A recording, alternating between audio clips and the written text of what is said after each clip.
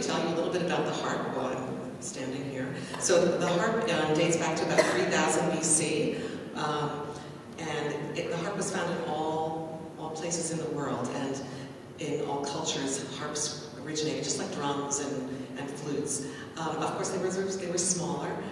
This harp is called a double action pedal harp, and it was designed in 1810 by the Aurore Company, a French company.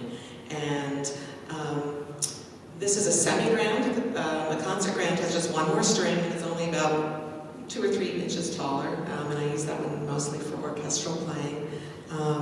And if you notice, the strings are different colors, and that's in order for us to tell the strings apart, because you can't feel them otherwise. I can judge a little bit by my arm where my hand would be, but unlike the piano where you can actually feel the black and the white notes, or the violin, we have to look at the strings. So those strings are red, black, and white. They used to be a little bit more purplish, these black strings in the olden days. So it's tuned actually in the key of C flat. And there are 7 pedals, and with all the pedals up, it sounds just like a regular C flat scale. And each pedal has 3 different positions, and there's 1 pedal for each note of the scale. So if I take a C pedal, for instance, and I move it, there are going to be rods in the column and 2,000 moving parts up here. There are all these little discs.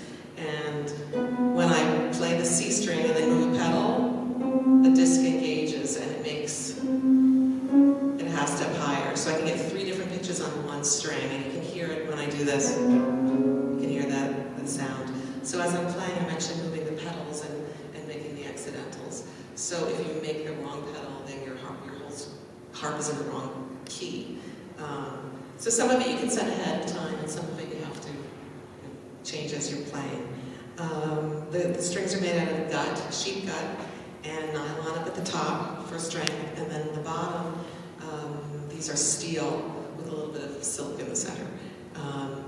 And once a year, the harp technician comes, and they have to go through all these discs and make sure that it's regulated and that the half steps are exactly even. They take the bottom off the harp and replace the felts. I'm trying to just go through the typical questions that everybody asks me in my head. Oh, the harp is made out of spruce and maple.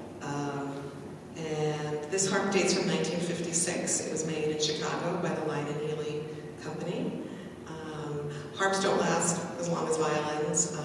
So if you look at harps in museums, a lot of times the soundboards are cracked, the necks are kind of twisted, and if you notice that the strings are on only one side, so that they don't go down the center, so it pulls the neck to one side sometimes. And there's about 2,000 pounds of pressure on the board.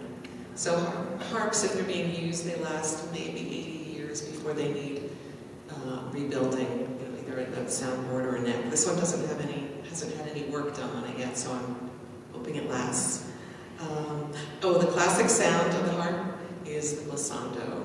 So to achieve that, you're actually kind of getting rid of certain notes. I'm actually moving pedals and making 2 notes sound the same, making anharmonic, so you can get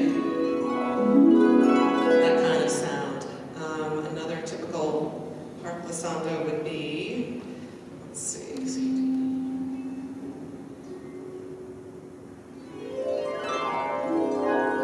The whole tone scale, and that's, you use that, for Peter Pan, they use that a lot. So there are different patterns we can make. This is the one, this is kind of the game show thing when you've won a new car.